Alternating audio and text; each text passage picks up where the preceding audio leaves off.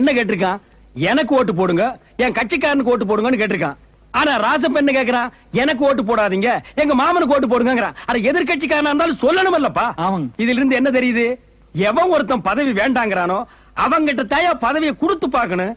அப்ப தாயா இந்த நாடு உருப்படும், இந்த ஊர் உருப்படும், நாமளும் உருப்படுவோம். அம்மா, எலெக்ஷன் அன்னைக்கு நெல்லு குத்த போயிடாதீங்கம்மா, ஓட்டு குத்த வாங்கம்மா. குத்துற ஓட்ட பார்த்து குத்துங்கம்மா.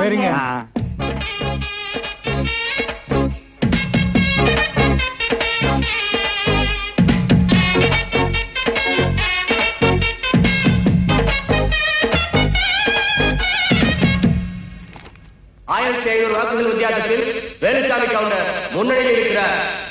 கொடுத்த காசெல்லாம் தொகுதிக்குள்ள போய் செலவு பண்ணீங்களா இல்ல வப்பாட்டிகளுக்கு சீலை வாங்கி கொடுத்தீங்களா?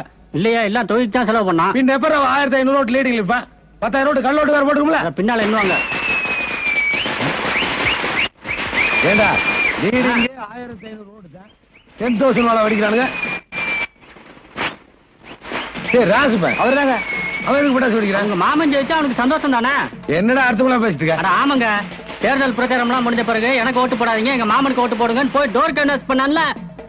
ஆமாங்க. ஏண்டா மாமனும் மருமகனும் சேர்ந்து எனக்கே அல்வா கொடுக்குறாங்களா?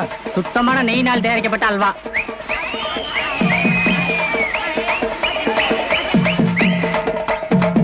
முதல் சுற்று நிலவரப்படி ராசப்பன் 10,000 வாக்குகள் வித்தியாசத்தில் முன்னணியில் இருக்கிறார்.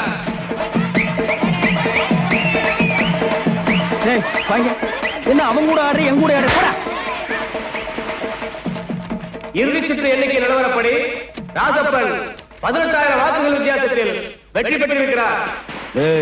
கேட்டியா எப்படி? கூப்பிடுங்கடா அவனை. எம்எல்ஏவா தலையில கை வச்சு உட்கார்ந்து அசிங்கமா நினைப்பாங்களா? கூப்பிடு. அவட சந்தோஷமா வா. இப்ப என்ன நடந்து போச்சு இப்படி வர்ற? மாமன் தோத்து போனதுல உனக்கு சோகமா இருக்க. நடிப்பை மெயின்டைன் பண்றான் பாரு. நடிப்புங்களா அண்ணா? அனுதாபப்பட்டா நம்ம ஜனங்க ஓட்டு அள்ளி வீசிடுவான்னு நல்லா தெரிஞ்சுக்கிட்டான். அதனாலதான் இந்தியாவிலேயே எந்த கேண்டிடேட்டும் வைக்காத கோஷ்ட வச்சான். எனக்கு ஓட்டு போடாதீங்க, எதிர்கட்சிக்காரன் எங்க மாமனுக்கு ஓட்டு போடுங்கண்ணா. பையனுக்கு பதவி ஆசையில நினைச்சுக்கிட்டு ஜனங்க பூரா ஓட்டு அள்ளி வீசிட்டாங்க. பெரிய ராஜதந்திரி பாணி. தாந்திரியும் இல்லைங்க, மூந்திரியும் இல்லைங்கண்ணா. இங்க இருக்கிறது வெள்ள மனசுங்க. அப்படியே அள்ளி ஜனங்கட்டு விட்டாரு, முத்திரையை குத்தி போட்டாங்க. சரி போய் லட்சியத்தை நிறைவேற்றுவாங்க. என்னங்க லட்சியம்? அட அம்மனி கல்யாணம் பண்ணதான் அரசியலுக்கு வந்தீங்க. அதாருங்க எங்க லட்சியமே. ஏங்க அப்ப தொகுதிக்கு ஒண்ணு நல்லது பண்ண மாட்டீங்களா? யார பார்த்து என்ன கேள்வி கேக்குற? தொகுதிக்கு நாங்க எதுக்கு நல்லது பண்ணணும்? 1947 இந்தியாவுக்கு சுதந்திரம் வந்தது. இது வரைக்கும் எத்தனை எலெக்ஷன் நடந்திருக்கு? ஜெயிச்சவங்க பூரா நல்லது பண்ணிருக்கானா? நாங்க மட்டும் பண்ணதுக்கு என்ன இழிச்ச வாயினுங்களா?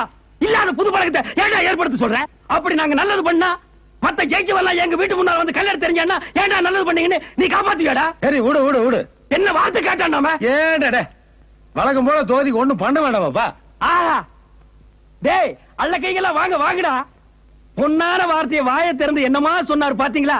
எக்ஸ்பீரியன்ஸ் ஹேண்ட் சொல்லுது. டேய் அல்ல கையினுடைய ரூல்ஸ் என்னடா? வாழ்க ஒளிக அங்கேயே இருங்க. எம்எல்ஏ ராசப்பன்.